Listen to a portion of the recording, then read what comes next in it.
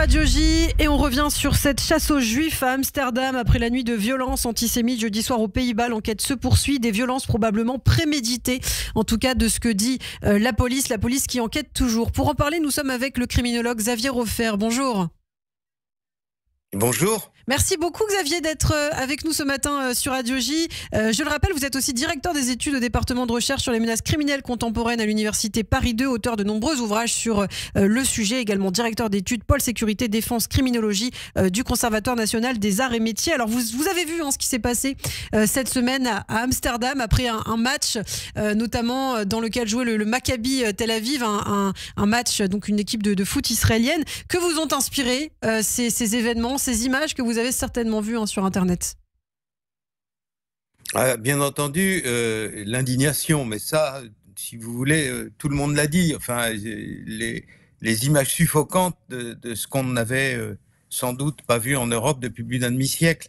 Mais je pense que là n'est pas le problème. Là où un criminologue peut vous aider, c'est le contexte, c'est-à-dire pourquoi ça s'est passé à Amsterdam et qu'est-ce qui fait que de semblables événements, et en tout cas débuté, mais on souhaite que ça s'arrête bien entendu, aux Pays-Bas.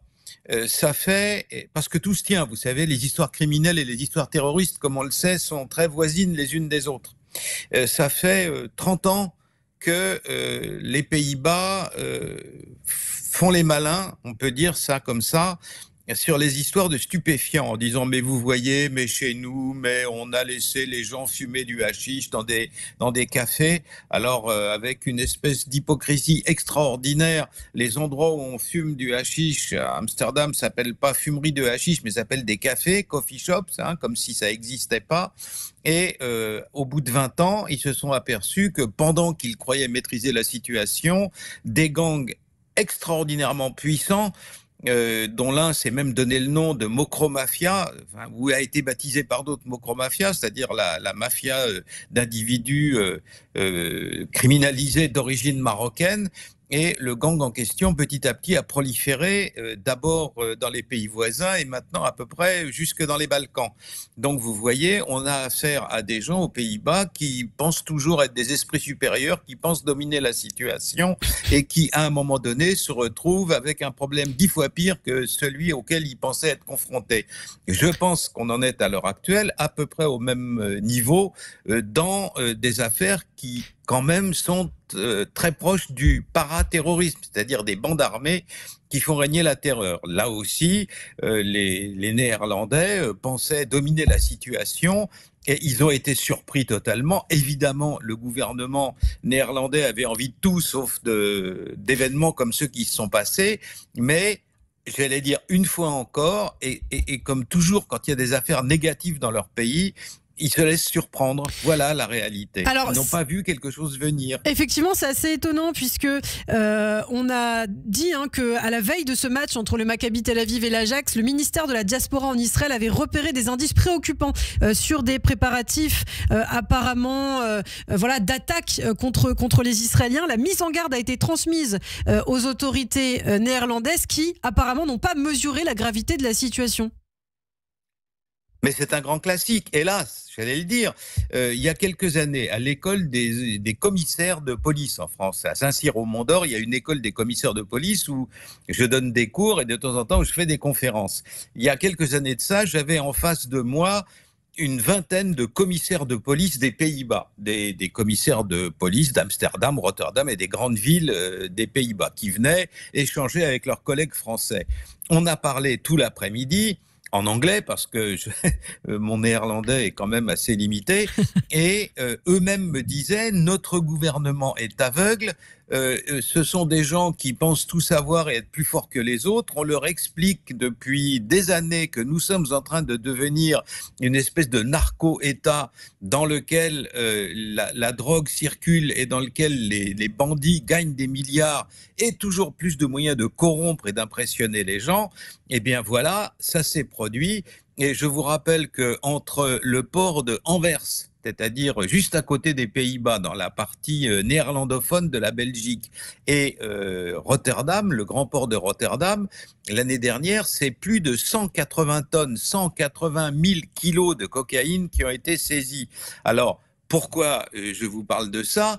Parce qu'il s'agit de clans, il s'agit d'individus qui ont une existence clanique et dans le clan, eh bien, il y a naturellement les éléments qui font du banditisme et qui font du trafic de drogue et il y a aussi les islamistes. Oui. Et donc, tout ça se conforte et se renforce. Et à partir du moment où le gouvernement néerlandais ne voit pas les uns, eh bien, on peut se demander clairement pourquoi il ne voit pas les autres, quoi. C'est de la suffisance. Et pendant des années, ces gens-là ont pensé qu'ils avaient une espèce de baguette magique qui les maintenait en dehors des problèmes du crime. Et maintenant, on se rend compte que ça ne les maintient pas non plus en dehors de problèmes qui relèvent du paraterrorisme.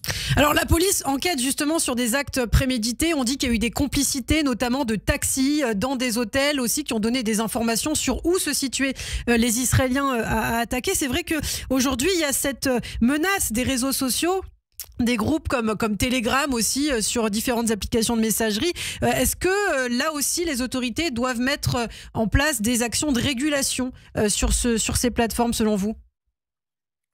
Mais il suffit d'abord qu'ils aient des observateurs sur le terrain. Je vais vous donner un exemple qui se passait en France. Une fois, j'étais à côté de Roissy, dans un hôtel. J'avais rendez-vous avec un monsieur qui débarquait d'un avion de Roissy. Il m'avait donné rendez-vous dans cet hôtel-là. Dans cet hôtel qui se trouve sur la zone de Roissy, il y avait une fête communautaire ou une fête religieuse juive. C'est-à-dire que dans l'hôtel, il y avait des dizaines de gens qui s'amusaient, qui faisaient la fête, qui avaient des kippas, qui étaient très reconnaissables en tant que tels. Et je voyais, parce que j'attendais le monsieur sur le parvis, des navettes arrivées de Roissy, navettes conduites par des individus qui étaient clairement des islamistes avec la barbe et qui regardaient les gens de travers. Alors, j'ai appelé un de nos amis dans la communauté en disant « Mais c'est une histoire de fou, vous vous rendez compte, ils sont absolument seuls, ils sont sans défense, il n'y a pas un policier aux alentours, et il y a ces individus qui rôdent autour. » C'est moins une affaire de contrôle des réseaux sociaux qu'une manière de contrôle physique. Il faut des gens sur le terrain qui soient capables de voir les choses au moment en train de se produire. Quand vous avez 150 ou 200 individus qui s'assemblent et qui se regroupent pour aller après ça en lyncher d'autres, eh bien naturellement ça se voit. À l'heure actuelle, les gouvernements ont perdu, pas uniquement néerlandais, mais disons qu'ils ont été encore plus aveugles que les autres. Les gouvernements ont perdu l'habitude du contrôle physique du terrain, c'est-à-dire d'avoir des individus sur le terrain qui surveillent. Une espèce de caméra de vidéo électronique, elle voit ou elle voit pas. Internet, le type qui est en train de surveiller l'Internet, il est derrière son écran ou il est en train de dormir. Quand il y a des individus dans la rue, il voit les choses. Et donc là, il y a eu un manque de contrôle physique évident. À partir du moment où il y a des gens dans la rue, ils décrochent leur téléphone, c'est pas la peine d'avoir de la haute technologie, et ils appellent en disant qu'est-ce que font ces zèbres à cet endroit-là et pourquoi ils se dirigent vers un endroit où il y a des supporters israéliens ou israélites ou quoi qui sont en train de regarder un match de foot ou qui en sortent. C'est tout simple. Et je crois que dans beaucoup de cas, en Europe, les gouvernements ne prennent plus assez ces menaces au sérieux et ne les traitent plus physiquement comme elles devraient l'être. Alors une menace prise au sérieux, en revanche, par notre ministre de l'Intérieur, Bruno Retailleau. Il nous reste une minute, Xavier, mais je voulais vous faire réagir. Bruno Retailleau qui a récemment évoqué un risque de mexicanisation du pays, une affirmation à laquelle 71% des Français adhèrent. Est-ce que c'est le bon mot selon vous ? Non, parce que au Mexique, il y a 30 000 morts tous les ans et il y a des méga gangs qui disposent de moyens d'abattre des hélicoptères en vol. En réalité, ce sont des armées criminelles. On n'a pas ça en France. Ce dont nous souffrons, c'est d'avoir eu pendant des années un ministre de l'Intérieur qui nous disait « mais je veux m'occuper de tout ça ». Je parle de M. Darmanin, bien sûr. Nous souffrons de l'héritage de M. Darmanin et cet héritage est catastrophique. C'est-à-dire que c'est 3 fois pire après. Alors, reconnaissons qu'il y a eu un grand succès dans la gestion des Jeux Olympiques. C'est-à-dire qu'il n'y a pas eu d'incident et tout s'est bien passé sur le moment. Mais c'est pas tout. La sécurité au quotidien, y compris la sécurité des communautés menacées et des lieux de culte, devrait être assurée en France mieux. Et il y a cette menace qui est pas nouvelle, mais qui est sans cesse plus grave, de quartiers entiers dans lesquels la police et la gendarmerie ne font plus la loi et dans lesquels peuvent partir à la fois des tueurs pour les règlements de compte dont on est sans arrêt le témoin, et puis des menaces comme celles qu'on a vues de bandes armées qui s'en prennent à des gens qui veulent simplement regarder un match de foot. Eh bien, merci beaucoup. Merci pour ces précisions ce matin, Xavier Roffer. Merci d'avoir été avec nous. On vous retrouve de temps en temps sur Radio J et c'est vrai que ça fait du bien aussi de vous entendre. Merci beaucoup, Xavier. À très bientôt.